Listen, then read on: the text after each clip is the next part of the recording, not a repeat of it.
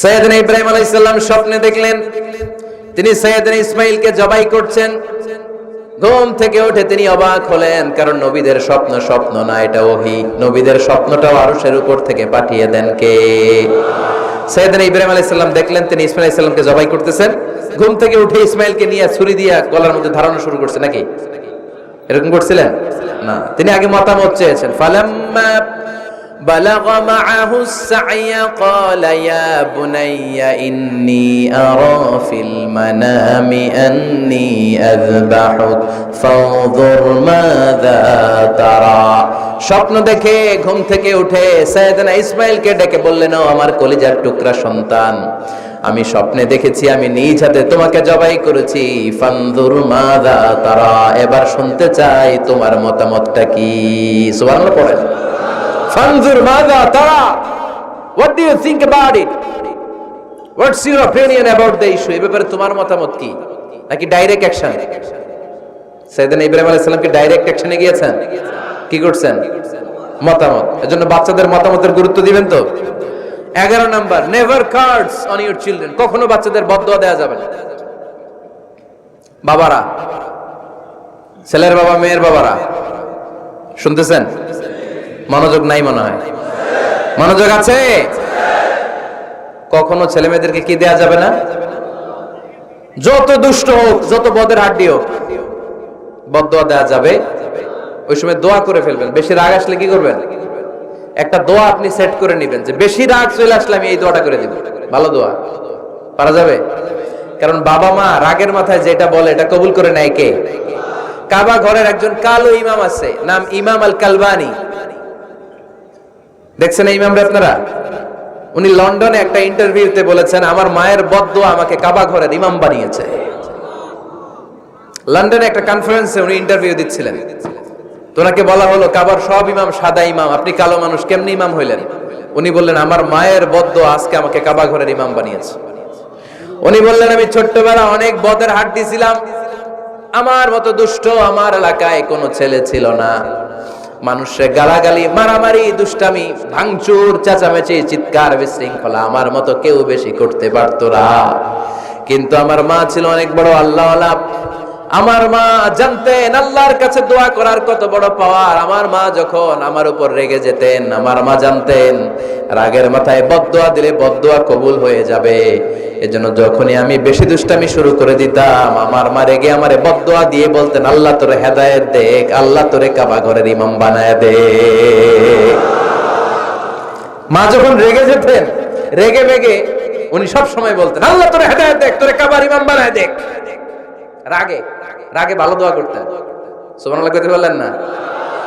আপনারা আপনাদের ছেলে মেয়েদের জন্য একটা ভালো দোয়া সেট করে নেবেন। রাগ আসলে ওই দোয়াটা করবেন, ওইটার উপরে জাল মিটাবেন, রাগ মেটাবেন ওইটার উপর। পারা যাবে? পারা যাবে? 12 নাম্বার, ছেলে মেয়েদের সাথে খেলাধুলা করবেন। ছেলে মেয়েদেরকে নিয়ে খেলাধুলা করেন কে কে দেখি? ঘরে খেলবেন, বাগানে গেলে খেলবেন, ছোট্ট বল নিয়ে আপনি দিবেন আপনার ছেলের হাতে, ছেলে দিবে আপনার হাতে। খেলাধুলার দরকার আছে না? আল্লাহ রাসূল সাল্লাল্লাহু আলাইহি ওয়াসাল্লাম বনুল আব্বাস চাচাতো ভাইগুলোর এক জায়গায় এক লাইনে দাঁড় করাইতো আর বলতো, মান সাবাকা ইলাইয়া ফালাহু কাযা ওয়া কাযা, যে দৌড়ে এসে আমারে ধরতে পারবি তার এই পুরস্কার দিব। ওনার চাচাতো ভাইগুলো পাগলের মতো একসাথে দৌড়ে এসে কেউ বিশ্বনবীর কাঁধের উপরে উঠতেন, কেউ বুকের উপরে উঠতেন। বিশ্বনবী সবাইকে সবার হাতে হাদিয়া তুলে দিতেন।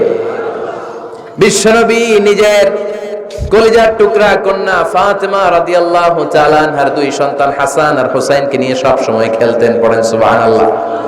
হাসান আর হুসাইন রাদিয়াল্লাহু তাআলা আনহুমা বিশ্বনবীকে ঘোড়া বানিয়ে খেলতেন। ঘোড়া হতো কে? সবাই বলতে হবে, ঘোড়া হতো কে? আর ঘোড়সাওয়ার কে? হাসান আর হুসাইন। বিশ্বনবীরে ঘোড়া বানায় এরা কান্দে উঠতো। আর বিশ্বনবী বাবরি চুল রাখতেন, ওই বাবরি চুল ধরে এরকম ঘোড়া ঘোড়া খেলতেন। সুবহানাল্লাহ পড়বেন না? মনে থাকবে বাচ্চাদের সাথে খেলাধুলা।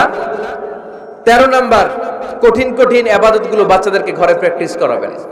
যেমন রমাদানের রোজা যদি রাখতে চায় রাখতে দিন। এই যে এপ্রিলে আসতেছে রোজা, অনেকে কয় হুজুর পারবে না, ছেলে কয় পারুন, বাবা কয় পারবে না।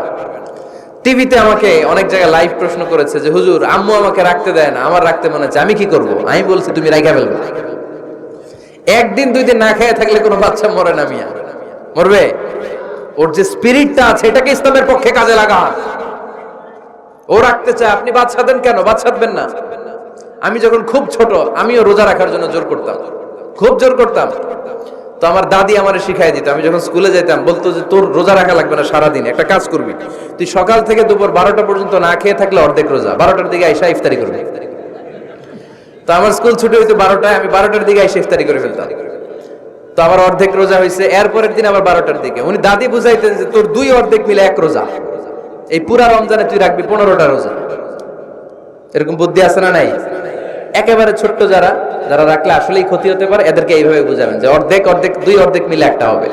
এরপরে একটু বড় হলে রাখতে চাইলে রাখার সুযোগ দিবেন। ছোট বাচ্চা, যে বাচ্চার আমল নামা এখনো শুরু হয় নাই, যত নেক আমল করবে সব বাবা মার আমল নামায় তুলে দেয় কে? এজন্য অভ্যাস করেন। ডিসেম্বরে যখন স্কুল ছুটি দেয়, ফ্যামিলির সবাই মিলে রাতে ওঠেন, রাত 4টার দিকে তাহাজ্জুদের প্রোগ্রাম হবে। আপনি ইমাম, পেছনে থাকবে আপনার ছেলে, একেবারে শেষ কাতারে আপনার স্ত্রী আর আপনার মেয়েরা। পারা যাবে? আওয়াজ করে বলতে হবে ইনশাআল্লাহ। 14 নাম্বার, ছেলে মেয়েদেরকে ভালো ভালো নামে ডাকেন। বিশ্বনবী সহ অন্যান্য সব নবীরা ছেলে মেয়েদেরকে যখন ডাকতেন আদর করে ডাকতেন ইয়া বুনাইয়া। ইয়া বুনাইয়া মানে ও আমার কলিজার টুকরা সন্তান। ইয়া বুনাইয়া, হে আমার কলিজার টুকরা সন্তান। ফাতেমা রাদিয়াল্লাহু তাআলা আনহা যখন বিশ্বনবীর ঘরে আসতেন, বিশ্বনবী বলতেন মারহাবান বিবনাতি, ওয়েলকাম মাই ডটার। ও আমার কন্যা, আমার ঘরে তোমাকে ওয়েলকাম। মারহাবান বিবনাতি, হে আমার কন্যা, আমার বাসায় তোমাকে সুস্বাগত। সুবহানাল্লাহ পড়বেন না? আর ইমাম হাসানকে বিশ্বনবী ডাকতেন লুকা। যখন ফাতেমা রাদিয়াল্লাহু তাআলা আনহার ঘরে বিশ্বনবী বেড়াতে যেতেন, যেই বলতেন আইনাল লুকা, আইনাল লুকা, আমার পিচ্চি কলিজার টুকরাটা কোথায়? সুবহানাল্লাহ পড়েন। সুন্দর নাম ধরে ডাকবেন। 15 নাম্বার, বাচ্চাকে আগে সালাম দিবেন। বাচ্চাকে আগে কি দিবেন? দেন আপনি? দেন দেন, সবাই দিবেন, পারবেন না? আপনি ভাবিকে দিবেন, ভাবি আপনাকে দিবে। ঘরে ঢোকার সময় একটা কম্পিটিশন তৈরি করে ফেলতে হবে, দরজা খোলার সাথে কে আগে দিতে পারে। আমার বাসায় কম্পিটিশন চলে, দরজা খোলার সাথে সাথে সবাই শুরু সালাম। আমি আগে দিল, আমার মেয়ে বলে সেই সব সময় আগে দিচ্ছে। জীবনে এদের সাথে আপনি পারবেন না, এরাই আপনাকে আগে দিয়ে দিবে। আজকে থেকে এই প্রতিযোগিতা করা যাবে। ঘরে ঢুকে আগে আমাদের কি চলবে? সালাম। 16 নাম্বার, বাচ্চাদেরকে গিফট দিবেন। বলবেন 5 ওয়াক্ত নামাজ পড়লে তোমার এটা কিনে দিব, রমজানের রোজা রাখলে তোমাকে কক্সবাজার বেড়াতে নিয়ে যাব, এই সূরাটা মুখস্থ করে শোনালে তোমার নিয়ে উমরা করতে যাবে। পারা যাবে? বাচ্চাদেরকে মসজিদে নিয়ে যাবে। তুরস্কের একটা মসজিদে দেখেছি, তারা ঘোষণা দিয়েছে যেই শিশুরা টানা 40 দিন ফজরের নামাজ মসজিদে এসে জামাতে পড়বে, তাদেরকে একটা করে বাইসাইকেল, খেলার সাইকেল দেওয়া হবে। শুনে অবাক হবেন, বাংলাদেশের একটা মসজিদেও এইভাবে অনেকগুলো ছেলেকে 40 দিন টানা মসজিদে জামাতে নামাজ পড়ার কারণে প্রত্যেকের হাতে মসজিদ কমিটি সাইকেল তুলে দিয়েছে। এরকম পারা যাবে না? লক্ষ্মীপুরে বাচ্চাদেরকে মসজিদে নিয়ে যান। মসজিদে বাচ্চা গেলে কেউ অস্বস্তিতে ভুগবেন না, রেগে যাবেন না, কারণ মসজিদে বাচ্চা গেলে এগুলো ভবিষ্যৎ প্রজন্ম নামাজি হবে। তুরস্কের মসজিদে লেখা থাকে তারাবি নামাজের সময় পেছন থেকে যদি বাচ্চাদের চিৎকার চেঁচামেচি শোনা না যায়, তাহলে ভবিষ্যৎ প্রজন্ম নিয়ে আপনারা আশঙ্কায় থাকুন। তারাবি পড়তেছি, পিছনে যদি চিৎকার চেঁচামেচি হয়, তাহলে বোঝা গেল আমার ছেলে নাতিপুতি সবগুলো নামাজি হবে, ঠিক কিনা? আর পিছনে আওয়াজ নাই, খালি মুরব্বিরে আমরা নামাজ পড়ি, তার মানে ভবিষ্যৎ প্রজন্ম এগুলো টাইনাও মসজিদে আনা যাবে। 17 নাম্বার, আপনার ছেলেকে স্কুলে পাঠান অথবা মাদ্রাসায় পাঠান। অশিক্ষা, কুশিক্ষা আর মূর্খতার সাথে ইসলামের কোনো সম্পর্ক নাই। হয় স্কুলে পাঠাবেন, নয় কই পাঠাবেন মাদ্রাসায়। আওয়াজ করে বলেন, হয় স্কুলে পাঠাবেন, নয় কই পাঠাবেন। পাঠাতেই হবে আপনাকে। শিক্ষার আলো ছড়িয়ে পড়ুক ঘরে ঘরে, আমরা চাই কি চাই না? কোন অশিক্ষা, মূর্খতা এগুলোর স্থান ইসলামে আছে? নাই। ছেলে মেয়েদেরকে অনেকে পড়াশোনা করাইতে করাইতে এত প্রেসার দেয়, যেটা ছেলে মেয়েদের মেন্টালি অনেক সমস্যা তৈরি করে। এরকম আছে না নাই? আমি এমন অনেক ছেলে মেয়েকে দেখছি, তার ওজন যত, তার ব্যাগের ওজন তার চেয়ে বেশি। আছে না নাই? ছোট্ট বাচ্চার কাঁধে 1 গাদা বই দিয়ে দেয়। কে বলেছে আপনাকে এতগুলো বই দিতে? কে বলেছে? জোর করে চাপিয়ে দেওয়ার নাম বিদ্যা, চাপিয়ে দেওয়ার নাম শিক্ষা নয়। জোর করে প্রাইভেট স্যারের কাছে পড়ানো, কোচিং এ পাঠানো, শিক্ষার নামে এরকম প্রেসার দিয়ে বিদ্যা উঠিয়ে দেওয়ার নাম শিক্ষা নয়। শিক্ষা হচ্ছে আপনার ছেলে মেয়ের স্বতঃস্ফূর্ত আত্মবিকাশ। নিজ থেকে সে বুঝবে, নিজ থেকে সে তার ভালো লাগা থেকে সে পড়াশোনার সাথে সম্পৃক্ত হবে, সে স্কুলে যেতে চাইবে। পৃথিবীর এমনও অনেক স্কুল আছে, পৃথিবীতে ইউরোপ কান্ট্রিতে এমনও অনেক স্কুল আছে যেদিন তাদেরকে ছুটি দেওয়া হয় সামার ভ্যাকেশন, ওই দিন বাচ্চারা সবাই কান্না করে, কারণ কালকে থেকে স্কুল বন্ধ। আমাদের দেশের ছুটি হইলে আজ আমাদের ছুটি, ও ভাই আজ আমাদের ছুটি, খুব আনন্দিত, তাই না? কারণ ওই যে স্যাররা পিটায়, ক্লাসে মজা করে পড়ায় না। কিন্তু ইউরোপের অনেক স্কুল আছে সামার ভ্যাকেশন যেদিন ছুটি শুরু তার আগের দিন বাচ্চারা স্কুলে কাঁদে, কালকে থেকে আসবো না আর স্কুলে। এজন্য জোর করে বিদ্যা চাপিয়ে দেওয়ার নাম শিক্ষা নয়। শিক্ষা আপনার ছেলে মেয়েদের স্বতঃস্ফূর্ত আত্মবিকাশ। ভালো শিক্ষক বাছাই করুন, ভালো টিউটর, ভালো প্রতিষ্ঠান। ভালো প্রতিষ্ঠান অনেক জরুরি। বাংলাদেশের অনেক লজ্জাজনক হলেও সত্যি, অনেক মাদ্রাসার মধ্যে শিক্ষার্থীদের উপর নির্যাতন করা হয়, শারীরিক নির্যাতনের মতো ঘটনাও ঘটে, আছে না নাই? আপনার ছেলে মেয়েদের স্বাস্থ্যের সুরক্ষা, চারিত্রিক সুরক্ষা, এটা আপনাকে নিশ্চিত করতে হবে। You are the guardian. আপনার কাঁধের উপরে দায়িত্ব দিয়ে দিয়েছে কে? সো এলাকার সবচেয়ে ভালো প্রতিষ্ঠান, ভালো শিক্ষকের কাছে আপনার ছেলেকে তুলে দিবেন। পারবেন তো ইনশাআল্লাহ? পড়েন। 18 নম্বরে ছেলে মেয়েদের স্বাস্থ্য সুরক্ষার নিয়ম নীতি শিখায় দিবেন। স্বাস্থ্য সকল সুখের মূল। আমরা ছোটবেলা পড়তাম early to bed and early to rise makes a man healthy, wealthy and wise. আগে যে ঘুমায়, আগে যে ঘুম থেকে উঠে, এ সম্পদশালী হয়, এ স্বাস্থ্যশালী হয়, এ হয় এলাকার সবচেয়ে জ্ঞানী, ঠিক কিনা? এখন ছেলে মেয়ে রাতে ঘুমায় দেরি করে, সকালে উঠে দেরি করে, ফজরের নামাজ নাই, মক্তব নাই, স্কুলে যায় দেরি করে, এরকম আছে না নাই? না, বাচ্চাদেরকে শিখাবেন। স্বাস্থ্য সুরক্ষার নীতিমালা বিষ্ণু ইসা ইসলাম শিখিয়ে গিয়েছেন। বাচ্চাকে মেসওয়াক কিভাবে করতে হয় শিখাই দিবেন, পারবেন? ব্রাশ কিভাবে করতে হয় শিখাই দিবেন। স্যানিটেশন, হাইজিন কিভাবে মেনটেন করতে হয় শিখাবেন। টয়লেটে ঢুকে কি করতে হয় এগুলো শিখায় না অনেক মা বাবা, আছে না নাই? কিভাবে টয়লেট করতে হয়, টয়লেট শেষে কিভাবে হাত ধুইতে হয়। প্রথম যে মেয়েদের পিরিয়ড শুরু হয় তাদের ক্ষেত্রে তাদের মায়ের অনেক ভূমিকা আছে, বড় বোনদের অনেক ভূমিকা আছে। লাজুকতার কারণে তারা অনেক ধরনের এই স্বাস্থ্যজনিত রোগের মাধ্যমে ভুগে। আর এই দেশে এগুলো নিয়ে অনেক কুসংস্কার আছে। অনেক নানি খালা এরা এমন এমন কথা বলে যে এই জামা পরা যাবে না, পিরিয়ড যখন কোনো মেয়ের শুরু হয় এটা খাওয়া যাবে না, ওইটা করা যাবে না। এগুলোর সাথে ইসলামের কোনো সম্পর্ক নাই। আপনি মা, আপনি আপনার মেয়েকে এগুলো শিখান যে মা এটা আমার হয়েছে, তোমার নানুর হয়েছে, এটা তোমার হবে। ইটস ভেরি ন্যাচারাল, এটা খুবই ন্যাচারাল একটা বিষয়, তোমাকে সাহস হারালে চলবে না। এটা খুব সিম্পল একটা ম্যাটার, এটা হয়, এটা হবে। এভাবে বড় বোনেরা, মায়েরা মেয়েদেরকে স্বাস্থ্য সুরক্ষার ব্যাপারে গাইডলাইন দেবে। সর্বশেষ কথা, স্বাস্থ্য সুরক্ষার ব্যাপারে প্রত্যেকটা ছেলে মেয়েকে কমন কিছু রুকিয়া শিখাবেন। প্রত্যেক ছেলে এবং মেয়ে নিজের ঝাড়ফুঁক যেন নিজেই করতে পারে। এই তোমার মাইকের কি হয়েছে আবার, এরকম আওয়াজ কেন? কমন কিছু ঝাড়ফুঁক, যেমন সূরা ফালাক, সূরা ইখলাস, সূরা ফালাক, সূরা নাস। প্রত্যেক ছেলে মেয়ে নিজেই যেন সূরা ইখলাস, সূরা ফালাক, সূরা নাস পরে ফু দিয়ে সারা গায়ে মাসাই করে নিতে পারে।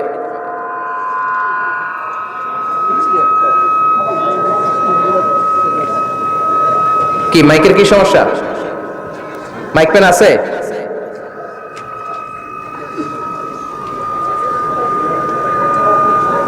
মাইক পেন কই? আওয়াজ কেন? আয়াতুল কুরসি প্রত্যেকটা ছেলেকে শেখাবেন, সূরা ফাতিহা শেখাবেন, 3 কুল শেখাবেন। আপনার ছেলে আপনার মেয়ে নিজেই যেন নিজের ঝাড়ফুঁকটা করতে পারে। It's a protection from your Lord. এটা আল্লাহর কাছ থেকে প্রোটেকশন। প্রত্যেক ছেলে মেয়ে ঝাড়ফুঁক করে নিজের গায়ে নিজে ফু দিবে, এগুলো শেখানো যাবে। 19 নাম্বার, ছেলে মেয়েদেরকে নামাজের আদেশ করেন। বিশ্বনবী বললেন মুরু আওলাদাকুম বিসসালাতি ওয়া হুম আবনাউ 7 সিনিন ওয়াদরিবুহুম আলাইহা ওয়া হুম আবনাউ 10 সিনিন। ছেলে মেয়েদের বয়স যখন 7 হয়ে যায় নামাজের আদেশ দিয়ে দাও। আবার ছেলে মেয়েদের বয়স যখন 10 হয়ে যায় শাসন করে হলেও মসজিদের ভিতরে ঢুকায় দাও। আদেশটা কার? চিল্লায় বলতে হবে, আদেশটা কার? আউয়ালু মা ইউহাসাবু বিহিল আবদু ইয়াউমাল কিয়ামাতি আস-সালাহ। কিয়ামতের দিন সর্বপ্রথম আল্লাহ যে হিসাবটা চাইবে সেটা সালাতের হিসাব। যার নামাজ নাই তার ঈমান নাই। আওয়াজ করে বলেন, যার নামাজ নাই তার কি নাই? ঈমান নাই। ছেলে মেয়েদেরকে শিখান। অনেকে 4 ওয়াক্ত নামাজ পড়ায়, ছেলে মেয়েদেরকে ফজরের সময় ডাকেন, আছে না নাই? যদি জিজ্ঞেস করি কেন ডাকেন না, কয় আদরের ছেলে একটু ঘুমাক। আচ্ছা, ভোর 5টার দিকে যদি আপনার ঘরে আগুন লাগে কি করবেন?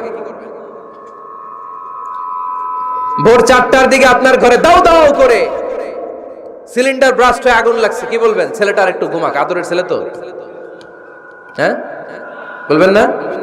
তখন কি করবেন? ডাকবেন।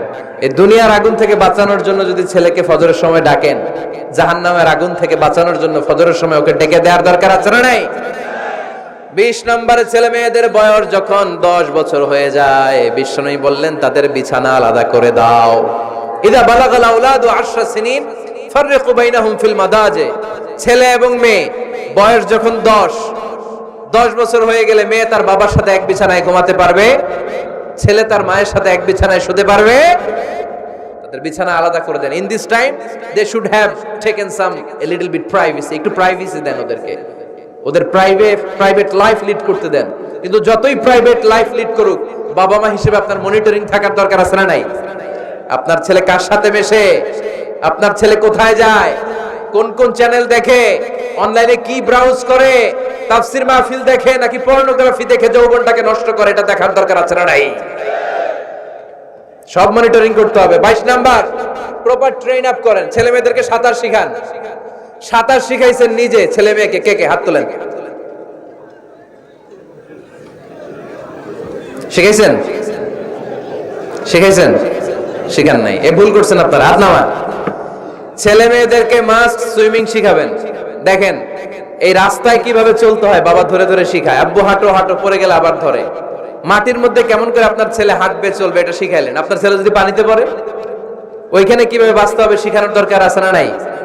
সন্তানকে কখনো ননির পুতুল করে গড়ে তুলবেন না, কষ্ট সহিষ্ণু করে গড়ে তোলেন। উপকূল পরিবেশে, কষ্টকর পরিবেশে কেমন করে বেঁচে থাকতে হয় এগুলো শিখায় দেন। ওর জীবনটারে কল্যাণময় করে দিবে কে? খেয়াল রাখবেন। সব ছেলে মেয়েদেরকে সুইমিং শিখাবেন, কুকিং শিখাবেন, রান্না শিখলে কাজে লাগে না? ওরে হোস্টেলে দিলে নিজে রান্না করে খেতে পারবে, বাইরে স্কলারশিপ পেয়ে পড়তে গেলে নিজে রান্না রিজেন করতে পারবে। ড্রাইভিং শিখাই দিবেন। আল্লাহর হাবিব সাল্লাল্লাহু আলাইহি ওয়াসাল্লাম বলেছেন, আল্লিমু আওলাদাকুম আস-সিবাহা ওয়ার রিমায়া ওয়া রুকুবাল খাইল। তোমরা তোমাদের সন্তানদেরকে সিবাহা মানে সাঁতার শিখাও। এটা আমি বানায়ে বলি নাই। কোন বর্ণনায় এসেছে সাইয়েদনা ওমর ফারুক বলতেন, কোন বর্ণনায় এসেছে আল্লাহর হাবিব বলতেন, ছেলে মেয়েদেরকে সাঁতার শেখাও যেন পানিতে ডুবে মারা না যায়। ওয়ার রিমায়া মানে কিভাবে তীর মারতে হয় শিখাও। ওই সময় ছিল তীর মারা, এখন হচ্ছে মার্শাল আর্ট, এখন কুংফু, এখন কারাটে। কেমন করে আত্মরক্ষা করবে প্রত্যেক ছেলে মেয়েদের জানার দরকার আছে না নাই? ওয়া রুকুবাল খাইল, কেমন করে ঘোড়ায় চড়তে হয় শিখাও। তখন ছিল ঘোড়ায় চড়া, এখন হইতেছে গাড়িতে চড়া। পাবলিক বাসে কেমনে চলতে হয়, পাবলিকলি কিভাবে মিশতে হয় জানার দরকার আছে না নাই? ছেলে মেয়েটারে মাঝে মাঝে বাজারে পাঠান, ওরে কিছু কিনে আনতে দেন। ও যদি লস করেও আসে তারপরেও দেন, ওর শিখার দরকার আছে না নাই? ল্যাঙ্গুয়েজ শিখান। ছেলে মেয়েদেরকে একাধিক ল্যাঙ্গুয়েজ শিখাবেন। প্রথমে শিখাবেন শুদ্ধ মাতৃভাষা, ঘরে শুদ্ধ ভাষায় কথা বলার চেষ্টা করুন। শুদ্ধ বাংলা ভাষা প্রথম। দ্বিতীয় হচ্ছে কোরআনের ভাষা আরবিক। নাম্বার 3 হচ্ছে ইন্টারন্যাশনাল ল্যাঙ্গুয়েজ ইংলিশ। আমার বাংলাদেশের প্রত্যেকটা ছেলের 3টা ল্যাঙ্গুয়েজ জানার দরকার আছে না নাই? জানার দরকার আছে না নাই? আমরা পৃথিবীর যেখানে যাই ওখানে কথা বলতে পারি। আমরা ইংরেজদের সাথে ইংরেজিতে কথা বলি, আরবদের সাথে আরবিতে কথা বলি, আর আমাদের দেশে বাংলায় কথা বলি। তাহলে মাল্টি ল্যাঙ্গুয়েজেস জানতে হবে আপনার ছেলে মেয়েদেরকে। 23 নাম্বার, টাইমলি ম্যারেজ, সময় মতো বিয়ে দিয়ে দেন। বাবা এবং মা, ছেলে মেয়ে যদি বড় হয়, ম্যাচিউরড হয়, বিয়ে দিয়ে দিবেন। কি করবেন? হ্যাঁ, এই খুশি হয়ে গেছে, ছেলে পেলে খুশি। ওয়া আনকিহুল আয়ামা মিনকুম ওয়াস-সালিহিনা মিন ইবাদিকুম ওয়া ইমাইকুম।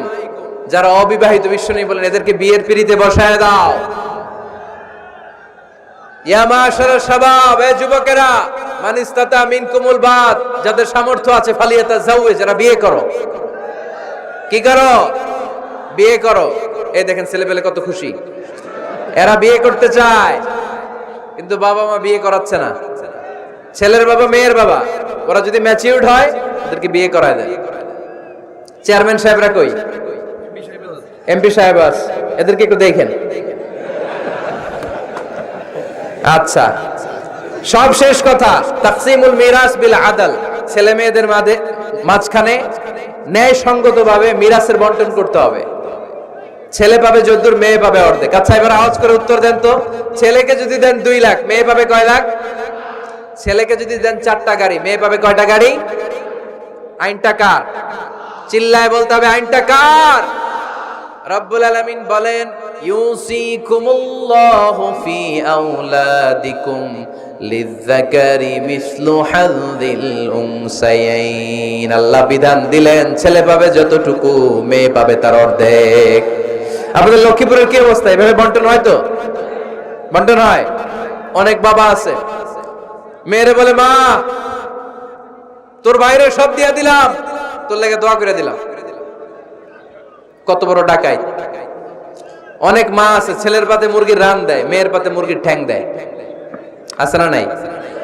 ওই মা বাবাদের শেষ জীবনটা দেখবেন ছেলের বাড়িতে কাটে না, মেয়ের জামাইয়ের বাড়িতে কাটে। এরকম হয় না? প্রকৃতির খেলা বড় খেলা, এজন্য ইনসাফের সাথে এটা বন্টন করবেন। 25 নাম্বার পয়েন্ট, সর্বশেষ পয়েন্ট, সূরা লুকমানে আল্লাহ তাআলা প্রত্যেক বাবা তার ছেলেকে কি কি পরামর্শ দিবে, কি কি আদেশ দিবে, কি কি নাসিহাত দিবে, সূরা লুকমানের 12 নম্বর আয়াত থেকে 19 নম্বর আয়াত। কত নম্বর আয়াত থেকে? 12 থেকে 19। এই আয়াতগুলোর মধ্যে একজন বাবা, একজন গার্ডিয়ান তার ছেলেকে কি কি উপদেশ দিবে, এই সবগুলো উপদেশ কোরআনের মধ্যে তুলে ধরেছে কে? আজ রাতে সূরা লুকমানের 12 নম্বর আয়াত থেকে 19 নম্বর আয়াত, এই আয়াতের অর্থগুলো ছেলে মেয়েদেরকে বসায় একসাথে পড়বেন। রাজি আছেন? আওয়াজ করে পড়েন ইনশাআল্লাহ। আল্লাহ আমাদের ফ্যামিলিগুলোর তুমি জান্নাতি ফ্যামিলি বানাও, আমাদের ছেলে মেয়েগুলোর আল্লাহ তুমি মানুষের মতো মানুষ বানাও, তাদেরকে তুমি দেশপ্রেমিক বানাও। কোরআন এবং সুন্নাহর আলোকে যে গাইডলাইন গুলো আমরা শুনলাম, কিভাবে ছেলে মেয়েদেরকে মানুষ করতে হবে, এগুলো যেন আমরা মেনে চলতে পারি, আল্লাহ তুমি তৌফিক দাও। আর জোরে পড়তে হবে আমিন।